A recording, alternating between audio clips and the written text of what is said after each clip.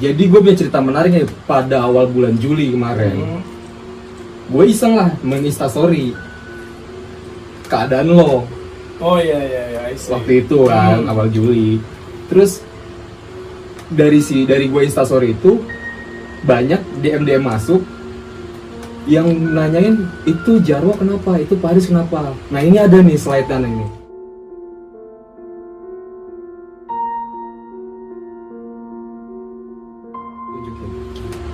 Ya, waktu itu kan juga gua repost juga kan. Iya, benar. Dan engagementnya emang tinggi banget. Nih gua kasih lihat juga nih.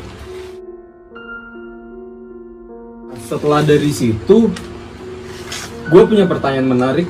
Itu kan gue dengar juga nih cerita dari lo bahwa lo kemarin tuh kehilangan motor kan di sana waktu pada saat itu. Terus gue cuma dengar sekilas doang kan tentang kondisi lo. Itu lu gimana bisa kehilangan motor gitu? Gue ceritain? Iya boleh, silahkan ceritain. Iya, jadi gue ceritain case-nya dulu kali ya. Jadi gue kan emang basicnya ini seorang pedagang lah ya. Seorang pedagang, entah itu motor, mobil, bahkan rumah. Gue pernah berhasil menjual itu. Dan suatu ketika gue seperti biasa lagi dagang, jualan motor lah ya. Tapi di sini motor gue pribadi, karena pandemi ya butuh duit lah. Iya benar. Ya, akhirnya gue jual satu buah motor, boleh nyebut merek? Boleh silakan. Kawasaki KLX 150. Iya. Itu harga berapa itu? Apa? Harga berapa waktu lo beli itu? Waktu gue beli sih dulu sekitar harga 16,5-an. Oh 16,5. Iya, emang orangnya BU juga. Orangnya BU. Oh ya. Dan gue jual dengan keadaan untung. Iya. Ini yang nanti buat teman-teman gue sih tahu motornya. Ini motornya nih.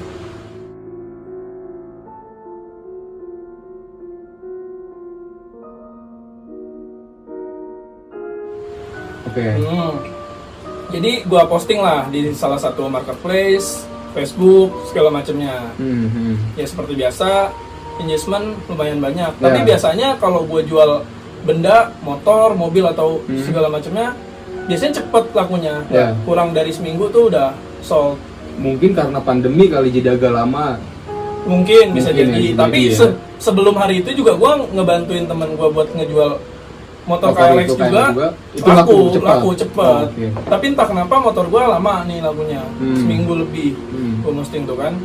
Nah tanggal berapa gue tepatnya itu gue lupa. Ada yang nawar tuh. Nawar di range harga dia minta 19,5 malam. Malam dan berencana mau melihat motornya besoknya siang. Minggu siang. Lalu waktu pagi-pagi tiba-tiba yang nelfon gua dengan tawaran lebih tinggi. Yang lo pasang harga segitu dia menawarkan lebih tinggi gitu? Enggak, gua pasang harga kan emang 23 harga kan. Emang range segitu kan harganya. Nah tapi ini ada yang langsung nawar di atas 19,5 dari tawaran semalam gitu. Langsung ya udah gua yain ya kan. Gua yain. Terus tapi dia by telepon, nggak chat nggak apa, langsung telepon. Nah ini mulai janggal. Telepon minta share lokasi. Iya, gue share nih lokasi. Terus dia bilang sih dari Pasar Minggu waktu di telepon. Cuman kok cepet banget gitu ya. Dan dia bilang udah nyampe di lokasi gue, di rumah gue. Kebetulan gue lagi di konveksi. Iya, terus gue langsung pulang, langsung ketemu dia lah, salaman ya kan. Terus gua kasih lihat motor gua, dia bilang oke. Terus gua ngambil surat-surat karena dia nanyain surat-surat. Gua naik, posisi kan motor gua di luar nih di rumah kan. Nah surat-surat gua ada di atas. Di rumah gua lantai 2, surat-surat gua ada di atas. Gua ambil tuh surat-surat gua. Gua kasih lihat ke dia. Terus untungnya untung banget. Gue berhasil narik surat-suratnya. Nah, yang paling janggal itu kan gue belum ngeluarin kunci nih, Ji. Belum ngasih kunci. Tapi kuncinya itu ada di meja di bawah tangga gue, tempat gue bisa naruh kunci. Jadi gue taruh situ. Tahu-tahu kunci udah dari tangan dia. Terus pas ngambil dia udah megang kunci, nepok leher gue. Langsung ditepok leher lu tuh. Dia sambil bilang, gue cobain ya bro. di situ posisi di rumah itu gue ada gue, bokap gue, dan temennya nih. Dan temennya. Temennya dia. Terus seketika gue nge-freeze, udah dia langsung jalan, motornya udah jalan gitu, test drive gitu kan. Tapi gue nge-freeze, diem. Hati gue ngomong kok dia langsung nyelonong, tapi gue diem. Sampai si temennya ini, yang gue kira temennya ini ngomong, kok langsung nyelonong aja ya. Lah gue langsung kaget di situ pas dia ngomong kayak gitu. Sebelumnya nggak hati gue bergetar, cuman nggak bisa ngomong apa-apa gitu. Terus pas dia ngomong ada suara, baru gue ngomong, lah emang bukan temennya. Iya, itu siapa yang ngomong itu? Itu yang gue kira temennya. Oh, yang lu kira temennya itu? Nah anjingnya itu bukan temennya. Itu siapa itu? Tukang ojek. Hah?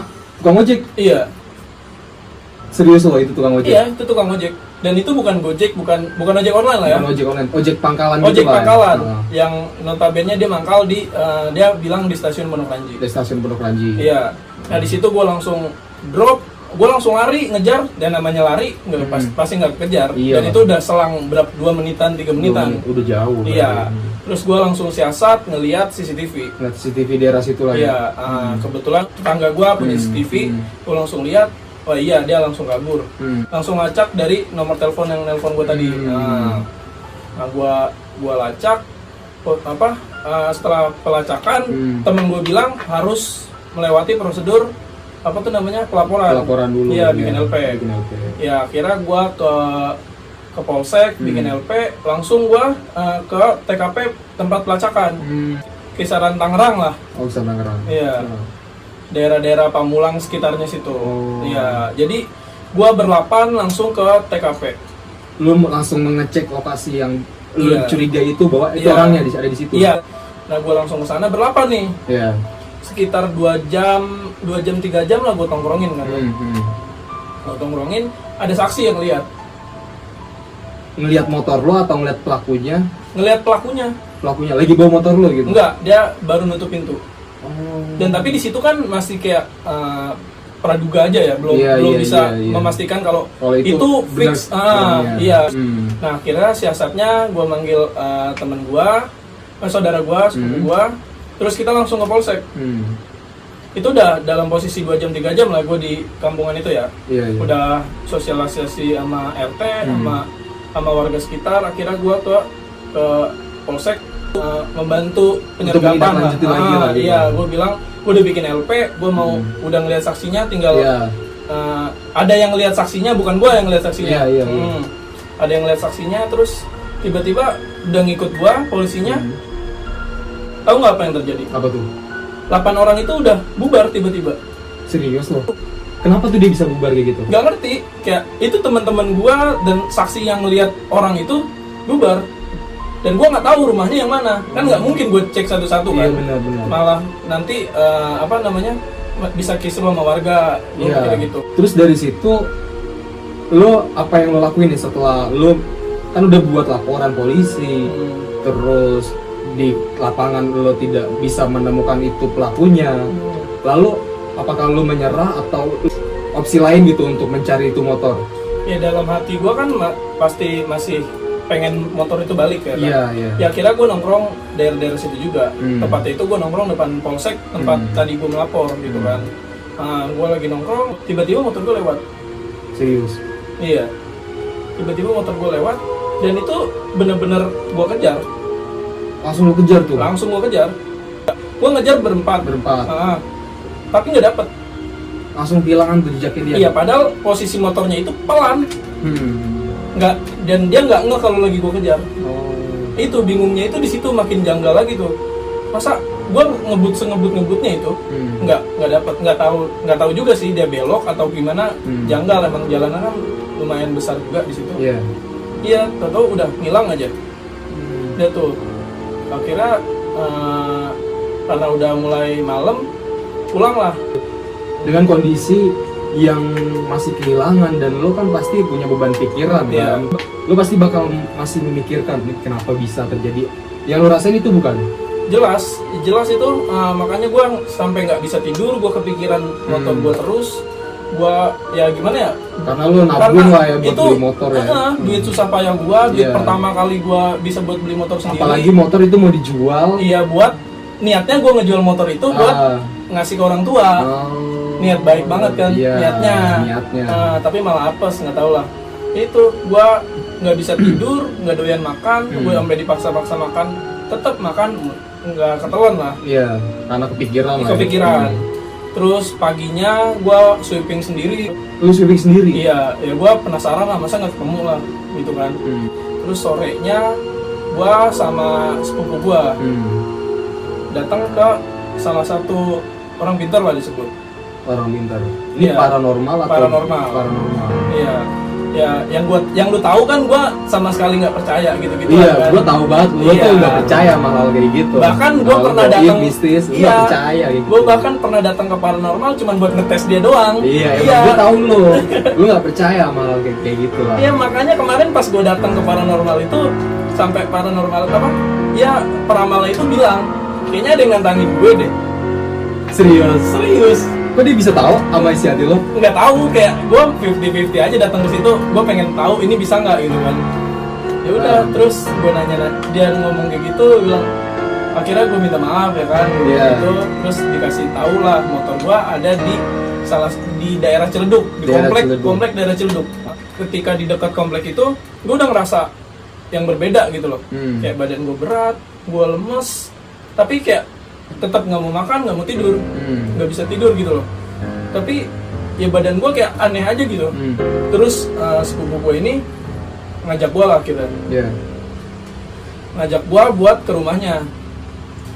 Yang notabene bapaknya itu emang ustadz, emang ngerti lah. Yang paham lah sama yang gitu ya. Gitu. Karena ngelihat posisi gue udah beda, dia bilang gitu kan. Awalnya gue kayak nolak gitu.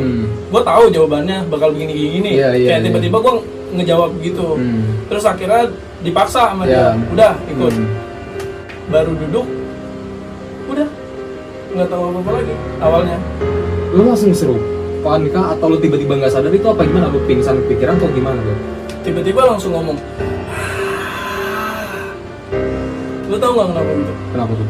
Serot gue. Anjing, ya silahkan minum bangsat lo. Nah tapi kan pada saat itu gue ada di situ loh.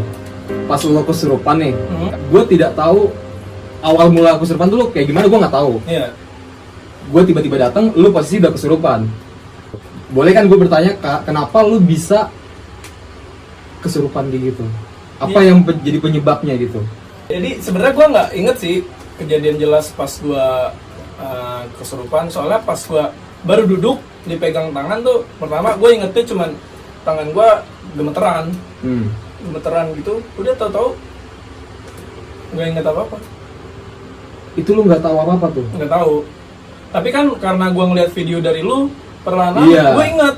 Iya. Apa yang gue omongin? Oh iya, gue ngomong ini, gue ngomong ini. Akhirnya gue sekarang ingat semua. Waktu itu gue ngeposting kan, pas waktu lagi jadian lu kesurupan, gue video ini lo. Terus gue update lah, gue kan orangnya iseng ya. Gue update nih, soalnya ini hal-hal kocak nih menurut gue. Gue upload, nggak tahu banyak banget yang komen gitu, yang nge-replay gitu. Ini orang apa, ini Jarwo apa, ini Paris ngapa.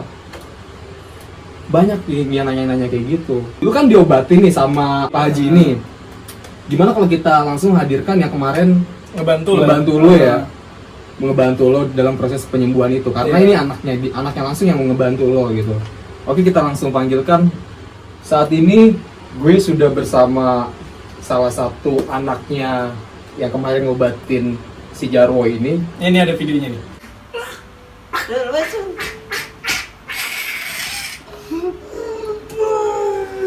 Kapan?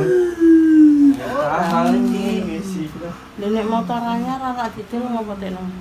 Rak jual beli sih mungkin. Itu gue cuma bantu ngelapin. Oh, bantu ngelapin. Yang bener. Yang bohong. Kan lo ada nih di awal dia kesurupan itu di mana ceritanya? Karena dia kan nggak tahu nih, tiba-tiba langsung nggak sadar menurut pengakuannya dia. Menurut lo dia ini kenapa bisa kesurupan gitu? Awal mulanya itu gimana? Gue lagi posisi di jalan, terus gue ditelepon nih sama dia nih. dia bilang, Dul, kenapa? Motorku hilang. Hilang kenapa? Dibawa kabur, kok bisa? Gitu. Nah gue dari situ udah feeling gitu kalau wah ini kalau dibawa kabur, terus gue tanya kan, dia ini siapa lo yang bawa kabur? Gue nggak kenal, gue mau COD. Terus dia bilang, ya udah, pokoknya hilang gitu aja gitu. Terus habis itu, wah, langsung gue maksudnya berusaha buat bantu nih, berusaha buat bantu gimana caranya. Akhirnya gue standby itu, gue langsung meluncur, ketemu sama temen gue standby itu. Dari siang itu gue standby sampai sore buat konfirmasi dari dia gitu. Pas gue nunggu konfirmasi dari dia nih, akhirnya dia sore nelpon lagi gitu. Nelpon lagi dia bilang titiknya udah ketemu, mau meluncur nih yang pihak berwajib. Kira dia nelpon titik koordinasinya udah ketemu, pelacakan lewat nomor handphonenya gitu. Pas nomor handphone udah ketemu, gue bilang gini dong, jangan lu deketin. Gitu. Lu ngasih tahu ke mereka nih? Ngasih tahu ke mereka gitu, jangan lu deketin gitu, jangan lu deketin. Karena berbahaya gitu. Karena dari konsep kejahatannya ini tuh bukan orang biasa dong. Iya. Itu bukan orang biasa, ini bahaya banget gue bilang. Pokoknya nunggu gue datang di sana sama pihak yang berwajib, baru nanti kita sergap titik lokasinya itu. Iya. Gue meluncur lah ke sana. Iya. Dia bilang kan, temen gue nih 8 orang udah ada di sisi ganggang. Gitu. Jadi ibaratnya nih Udah standby. Udah standby lah di masing-masing gang gitu ya. Kalau ada pintu keluar, ada pintu masuk, itu udah di blocking semua tuh. Iya. Udah di blocking 8 Iya. orang. Akhirnya ada salah satu tim koordinasi yang bilang nemuin gue gitu. Bang, nanti kita gimana nih? Apa namanya buat kelanjutannya? Lu standby aja, usahain lu jangan terlalu kayak apa namanya ketahuan gitu sama pihak, karena kita kan mau nangkap orang nih. Iya. Kita bagi-bagi tugas kayak oke lu pantau ya di lapangan jangan sampai ada yang keluar gitu. Kayak motornya jangan sampai keluar, orangnya jangan sampai keluar gitu. Siapa aja lu pantau nih gitu. Dan tiba-tiba pas ngomong sama si tim reskrim ini, dia nggak sama penyampaiannya sama apa yang disampaikan dulu. Gimana tuh maksudnya? Iya, dia nyampeinnya kan seharusnya titik koordinasi di sini gitu. Titik penangkapan rumahnya nih gini gitu kan. Tapi dia nggak bisa nyebutin, kayak langsung ngeblank gitu ya? ngeblank, dia langsung kayak iya, kamu yakin nggak, baru tanya gitu dong, kamu yakin nggak kamu ada apa posisinya di situ? Kurang tahu dulu sih Pak. Apa tuh yang lu rasain tuh? Apakah bener ngeblank gitu apa gimana? Ya mungkin karena emang nggak tahu harus ngomong apa gitu. Padahal sebelum masuk ruangan itu, gue tahu banget apa yang gue jelasin, apa yang ada di TKP. Gue 3 jam di TKP, gue tahu kan seharusnya kan.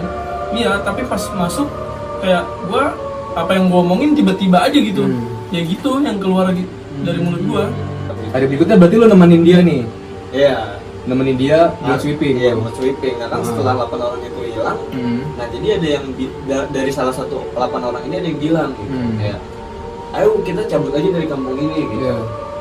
Ya gue tetap bersikeras bahwa motor tuh ada di sini. Abis itu kan gue tidak menemukan titik lokasinya, abu-abu semuanya gitu. Soalnya saksinya udah pergi.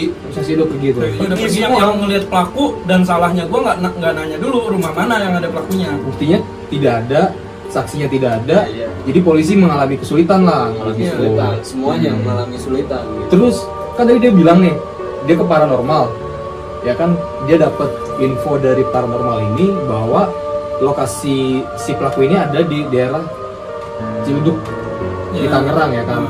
Wah, cuma nemenin. Ya, lu nemenin doang lah di situ. Maksudnya takut ada shock kan. Iya. Dari situ sweeping dah. Sweeping kan dikasih tahu nih sama si paranormal bahwa motor ada di sini, gini, motor masih utuh. Oh, masih belum diapa-apain gitu. Akhirnya gua meluncur sama dia ke titik lokasi. Nah, dari situ bukannya kita siap nangkep tuh motor gitu, titik yang udah ditentukan, dia ini malah aneh gitu. Malah ngomongnya kemana-mana, macem-macem gitu. Dari situ kayak ntar gua nongkrong di warung gitu, di warkop tuh gua lagi mantau di warkop ya kan. Gua main handphone ya kan, makan Indomie, gua sambil ngopi ngerokok. Nah dia sibuk nih nelpon gitu. Tapi pas duduk sama gua diem gitu, bengong gitu. Gua ajak ngobrol kan, jadi gimana gitu. Ya udah mulai nggak jelas tuh di situ tuh, macem-macem kata-kata keluar, macem-macem dah. Kayak dia pengen gimana gitu. Akhirnya wah ini bukan orang nih gitu. Wah ini bukan orang nih, ini setan nih gitu. Pas gua bilang ayo pulang aja yuk gitu. Ngapain gitu. akhirnya gue paksa buat datang ke rumah. Lu paksa datang ke rumah gitu. Terus kan tiba-tiba dia, yang gue lihat ya, karena gue telat nih datangnya pada saat kejadian dia kesurupan. Tiba-tiba dia kesurupan nih. Nah, lu bisa menjelaskan nggak kenapa dia bisa kesurupan tuh waktu ketika datang ke rumah lo ini? Menurut gue gitu, menurut gue pribadi ini bukan magic yang permainan pikiran, gitu kan ada yang permainan pikiran, Iya, kan, iya, permainan pikiran. Kalau ini tuh benar-benar kayak alam yang goib beda lah, alam yang berbeda lah, ilmu hitam lah gitu. Masa kan gua pas pertama-tama itu kenapa sih lu bisa dihipnotis gitu? Apa lu ditepuk? Enggak ditepuk gitu ya kan. Ternyata setelah dia sampai rumah itu dia ditepuk sininya gitu. Dan kayak bisa nih air nih kan, air nih dikasih cairan nih gini kan, dia ada airan nih, nah airnya ini ngefek gitu, kayak obat bius lah. Oh iya gitu. Jadi nempel di sini, energinya nempel lah. Nempel dan itu ada jinnya gitu. Jadi setengah dirinya dia itu dikuasai dengan jin itu. Bahkan walaupun dia sibuk nyari motor, tapi dirinya dia itu tidak merasa kehilangan. Ya gue nggak merasa kehilangan sama sekali. Iya. Dari awal pun kayak ya udah, cuman tekanan dari orang tua kayak nanyain motor, jadi membuat gua buat nyari. Sebenarnya ya udahlah, motor hilang ya udah. Gua dari awal juga udah ngomong gitu ke dia juga. Iya. Kan tadi dia bisa nih kesurupan. Itu bisa, kok bisa kayak gitu ya, kesurupan gitu? Apakah lu bisa menjelaskan nggak gimana tuh proses terjadinya kesurupan tuh kayak gimana? Ya prosesnya pertama ini ya, karena di rumahku itu ya apa namanya, kalau bisa dibilang spesialis lah, spesialis yang orang kena guna-guna. Nah, akhirnya ya mungkin energi itu apa namanya bertolak belakang. Dari situ akhirnya gue bawa ke bokap gitu. Ini pak, kalau sembuh dulu. Nah, belum ada pergerakan dari bokap, dia langsung udah bergerak sendiri. Tiba-tiba tuh, padahal bokap lu belum ada di situ, cuma masuk rumah doang. Iya, baru masuk rumah doang. Gitu. Langsung gue berpikir kayak, wah, itu kan dugaan gue bener nih, gitu dari kejadian yang awal, gitu. Bahwa yang ngomong songong-songong sama gue nih, ya itu setan gitu, bukan pikir lu pribadi, gitu. Lu sendiri nggak sadar, gitu. Dia setengahnya diri lu udah bukan lu. Lu bisa jelasin nggak dia ini kemasukan jin apa atau sosok makhluk apa gitu? Nah kalau buat jinnya itu kategorinya jin jahat. Jin jahat. Jin paling jahat itu. Jin paling jahat itu dia bisa bermacam bentuk. Dia bisa menyerupai manusia, dia bisa menyerupai hewan. Hewan-hewan kayak yang sering biasa tuh ada macan, dia bisa menyerupai semuanya. Makanya ketika pengobatan itu agak sulitan. Soalnya lama juga itu. Biasanya kan cuman ya paling 15 menit, setengah jam lah itu. Itu nyampe makan waktu berapa jam ya? 2 jam. Iya, gue waktu itu pada saat itu kan gue datang ke rumah. Lu ada ya? Ada gue ya. Cuman kayaknya itu udah mau akhir-akhir nih. Waktu udah selesai udah gitu disembuhin. Nah, perasaan lo itu setelah disembuhin itu gimana tuh? Ya ngeblank. Kayak Langsung apa kembali normal lagi atau lebih enteng atau gimana? enggak, kayak baru kerasa gitu, capek banget gitu. Capek banget. Ya namanya 2 jam ya kan. 2 jam. 2 jam teriak-teriak. Terus ada hal yang lucu. Apa tuh jual? Waktu pertama kali sadar, gue nyadar kok gue makan bawang putih. Gue bilang, gue malah ngomong mana bihun sama togenya. Enggak, bihun tuh emang bisa ngusir jin. Kok bihun? Bawang putih. Oh, bawang putih. Bawang putih maksudnya. Nggak tahu deh, kan coba. tadi bilang pakai bihun. Terus enggak memang kalau bawang putih itu bisa. Nggak tahu. Gimana Gua sih? Coba, lu bisa menjelaskan nggak kalau bawang putih? Kalau orang mau nyantet itu biasanya ada syarat kan? Iya. Ada syarat entah apa gitu. Jadi intinya itu ketika bokap gua berusaha untuk memusnahkan jin itu untuk keluar dari badannya itu susah kan? Iya. Nah pertama ibaratnya udah susah nih, udah kalah nih jin itu nih, udah kayak karena dia pertamanya jahat gitu ya kan, dia bisa baca bagai bentuk, begitu dia piaraan dukun kan, piaraan dukun, begitu dia pasti punya makanan. Oh iya benar, kayak sajen gitu. Ada ya? sajennya Iya. gitu biar dia makin kuat ya, kayak manusia aja gitu. Kalau Iya. kayak ibaratnya ngamen anak lah. Oh. Kalau mau disuruh biar gampang disuruh ya dikasih makan. Ya, sama aja kayak pelihara anak lah gitu. Iya, gitu. Kayak tuyul lah macam-macam gitu. Nah terus kan dia kalau dikasih sajen ini bisa kabur atau bisa menghilang atau gimana tuh? Dia nih jinnya ini bisa kabur itu lo apain ini? Nah, Terus, gue jelasin apa? Gue pengen nanya juga kan sebelum menjawab gitu. Kan waktu lagi di proses penyembuhan itu kan sempat ditanya juga tuh di mana posisi motor, Iya. segala macamnya itu. Iya. Nah katanya ada perlawanan. Apakah itu benar dari yang pengirim atau gimana tuh? iya, jadi pas proses penyembuhan selama 1 jam itu dia udah kalah nih sebenarnya nih, gitu. Dia udah kalah dan dia juga sebenarnya ditidurkan dulu, nggak langsung dibangun gitu.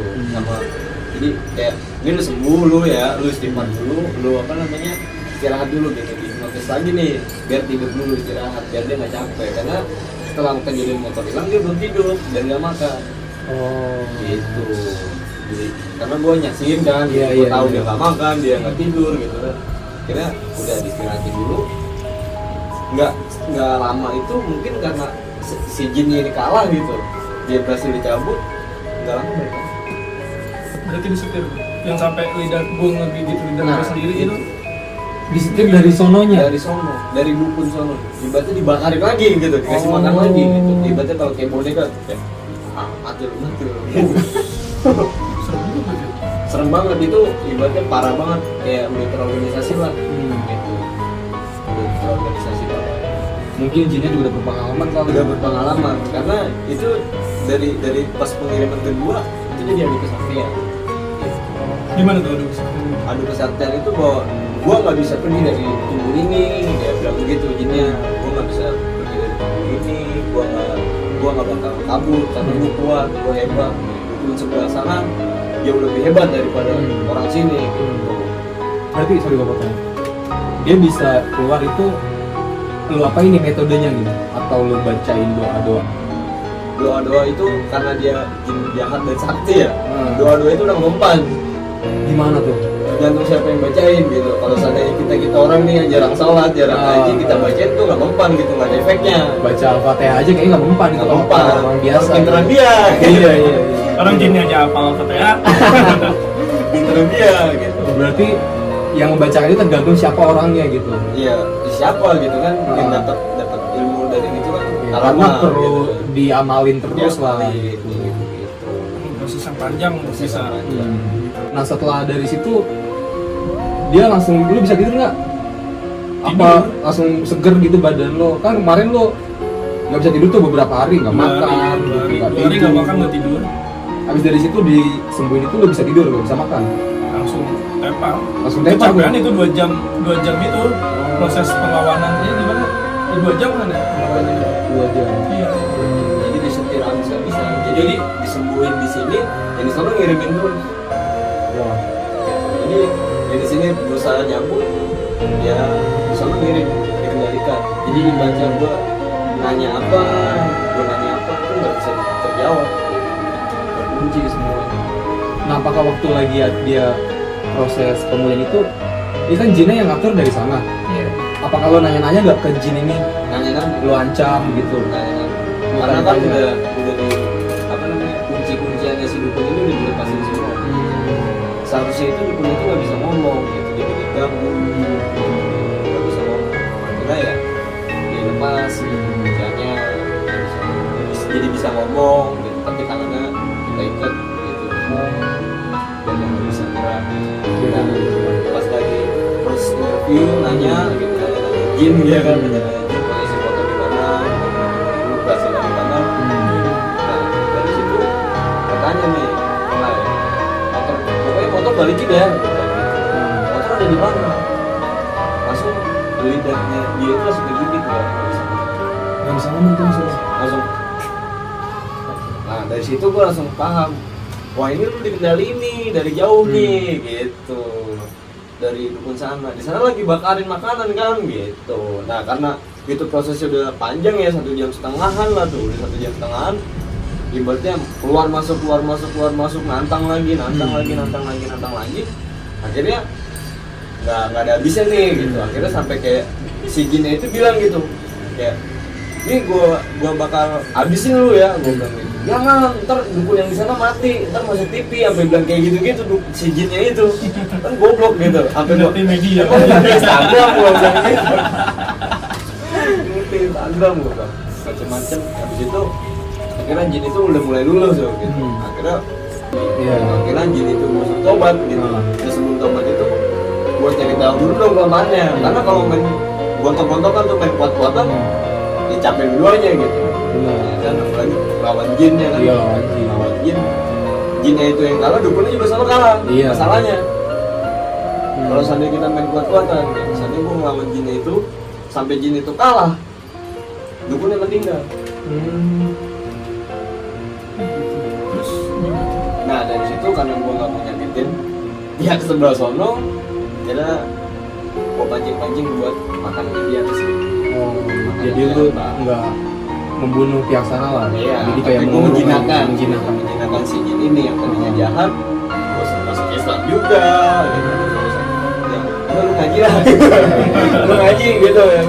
Lu jangan ngikutin yang sebelah sono, gitu. Jangan disuruh-suruh. besok yang mimpin pengajian musola. Iya, jin ya. Kan nggak sepi gitu ya. Iya, makanya Isinya ngaji. jin gitu. gitu. Nah, kira gua ketemu sama makanannya dia. Sama dia daun. Wah, nggak mungkin kalau lu cuma bisa ini makanannya daun. Kira ya udah gua kata abang gua Pak, ambilin bawang putih sama bawang merah. Terus dia bilang jangan. Terus dia bilang jangan. Apa? Mama saya nggak suka. Apa gini. Oh nggak suka. Kira tak perlu makan aja sih. Makan nih bawang putih. Gitu. Habis makan bawang putih kok kamu tahu kesukaan aku? Tahu lah. Menurutnya sama gua, iya gitu. Lu bangun-bangun gimana tuh rasa bawang putih? Lu gadoin? Masih segede gini di mulut gua banget. Karena dia kan buat salad aja ya. Oh, iya. Pas dia apa namanya? Pokoknya belum sampai ngunyah gitu. Dia udah langsung gua bilang gitu. Lu jadi baik ya. Gitu. Iya. Jadi baik lu jangan balik lagi ke sana, ke sana. Udah urusan kita selesai gitu. Iya. Jangan ada bisnisnya lagi gitu. Pas bawang putih belum ketelan dah baru di mulut gitu. Baru di mulut. Dia bilang gini, kok kamu tahu makanan saya gitu. Ya udah jadi baik. Lu ikut gue, sekarang lu cabut gitu. Dan lu Baca syahadat dulu tuh. sadar gitu. Di sini lu ntar subuhan ya gitu. Karena itu kan udah pengen pagi gitu. Iya. Udah pagi gitu. Kira itu selesai. Tapi gua denger itu jinnya dinamain juga tuh. Itu gua namain. Karena masuk Islam harus dinamakan Islam. Islam. Oh. Siapa tuh namanya? Kalau dalam Islam itu muksin. Muksin itu artinya laki-laki. Oh. Gitu. Walaupun jin ini nggak punya jenis, nggak punya kelamin dan bisa bermacam bagi jenis, itu gua bikin dulu laki-laki. Muksin. Iya. Artinya laki-laki. Setelah kejadian ini, lu punya ini nggak saran atau ke penonton nih, kalau misalkan yang kayak badannya gak enak itu, apakah ada indikasi Kurang kesurupan marah di gitu? situ kayak. Oh, kurang duit gitu ya? Iya, kurang duit. Bener. Kurang jajan kayaknya. Tapi gimana tuh kondisi setelah kalau misalnya nih ada temen-temen nih yang kayak gue mendapat firasat nih, kan dari mimpi bisa aja, terus dari wujud.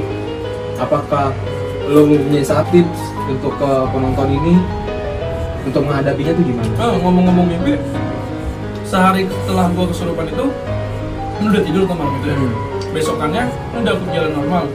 Tidur tuh gua di hari besoknya. Tidur, gua mimpi. Kalau gua lagi berantem sama dukun. Ini mimpi ceritanya. Mimpi gua berantem, tapi nggak ada yang menang. Lama itu, lama banget gua ingat. Gua berantem di hutan. Terus di mimpi gue itu gue dipisahin lah akhirnya sama gue nggak tahu sih itu siapa, pokoknya pakai putih gitu kan, dipisahin, dibilang kamu nggak kuat sama dia gitu. Terus gue tiba-tiba kebangun dan gue di sebelah gue kayak gue nggak tahu itu datangnya dari mana, gue kayak dapat batu. Gue nggak tahu itu beneran apa enggak.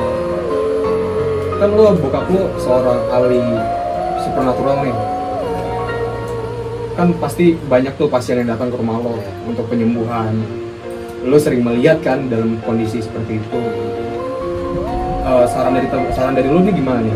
Ya, banyakin ibadah. Banyakin ibadah. Banyakin ya berpegang teguh sama agama sih Oh. yang kita gue gitu. Intinya udah itu aja gitu karena ya lu mau percaya ke siapa lagi gitu. Kalau mah setan ya yang lu nggak bisa melihat cuma dikerjain doang setan gitu sama jin karena pinteran dia juga. Karena yang lu jin dan setan kan nggak tidur. Gitu, lu lagi ngapain aja gimana dia bisa ngeliat. Tapi kita harus hati-hati sih. Dan ya semoga gitu setelah kejadian ini gitu bisa terungkap gitu setelah video ini upload bisa terungkap gitu sama pihak kepolisian. Ini kayaknya ini udah punya jaringan loh. Iya jaringan organisasi. Karena takutnya kan bakalan ada korban-korban selanjutnya. Iya, kan. iya. Lagi ini intinya bukan sekedar hipnotis gitu. Iya, iya. Tapi ini pas kakak lah. Ya, orang gua sampai Ilmunya mental. ini yang bahaya ilmunya gitu. Ya, orang gue udah segede gini mental.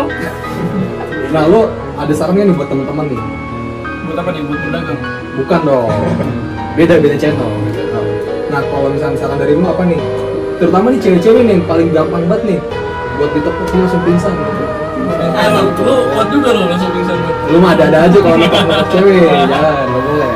Ya kalau ngasih saran sih gua nggak, bukan ranah gua, cuman kalau kata kemarin kata buka video kata Pak Haji, yang penting sholat 5 waktu kalau buat yang Islam ya, sholat 5 waktu harus ditegakin, terus jangan sombong sama orang tuh. Mungkin gua begini juga karena salah-salah kata gua juga nggak tahu kan. Terus perbanyak zikir lah, gitu. Sedekah jangan lupa. Oh iya benar, itu bener tuh. Oke, ada tambahan? Lu tambahan? Cukup sih. Juga cukup, cukup ya kali ini. Iya. Seru banget ya. Iya, intinya semoga pihak berwajib melihat Iya video dong. ini. Wajib, kan namanya pihak berwajib, wajib. Iya. Karena ini organisasi gitu. Tapi kayaknya gue doang nih, kan lu udah ngerasain nih rasanya kesurupan gitu. Awalnya kan lu nggak percaya nih sama hal kayak gitu. Nggak ya kan? percaya Nggak sama percaya. sekali. Sama kayak gue juga nggak percaya nih. Sampai sekarang. Gue nggak tahu sih. Oh, kayaknya harus dimasukin juga. Anjing, jangan. Mungkin di next video. Jangan. Jangan. Ntar kebongkar semua ya Pak. Ya, Gua. nggak apa-apa. Tapi sepertinya sudah mulai ada kehangatan. Ya. Ini kayak teguh hangat. Oh, anjing bangsa. Lampu di mana Iya, sih? iya. Gimana kalau nanti di next video kita langsung ke lapangan kali ya, ngeliat-liat kejadian mungkin di rumah lo ya ada yang Bisa, kesurupan. Atau mungkin kita bikin question atau buat ya penonton yang punya cerita-cerita Oh iya benar. tentang begini. Nah, Kalau ada yang punya cerita-cerita diangkat sih. atau Mau diangkat, Iya, bener. bingung mau cerita ke siapa mungkin Bener. atau mungkin biar orang tahu gitu, Iya, biar nggak terulang lagi. Bener. buka jasa konsultan guys. Iya. Nah, itu Konsultan mungkin ya. gaib online. Iya. Bukan pelet-pelet ya bukan. Gak bisa melet. Nah, iya. Pelet itu melet. Oh lah. Gimana kalau kita bikin konten nanti konten-konten genial gitu. Boleh. Ini aja kita jadiin channelnya. Setuju sih gue. Tergantung viewers deh. Oh gitu. Kalau viewersnya gede, Ya enggak dong, bukan dari viewersnya, tapi guanya sendiri sih, gue juga masih belum percaya sama hal-hal yang kayak gitu. Jadi kayak gue pengen lihat nih, penasaran lah. syukur-syukur bisa ketangkap kamera, kan gue bisa melihat dan gue bisa membuktikan nih ada bukti gitu. Lihat. Jangan gitu dong. Oke, mungkin gitu aja kali ya video kali ini. Ya, yang tadi mungkin yang mau dibacain cerita-ceritanya bisa DM di gua. Ya, gue Haji, Gue Jarwo. salam berpribadi. Salam. Salam. Au.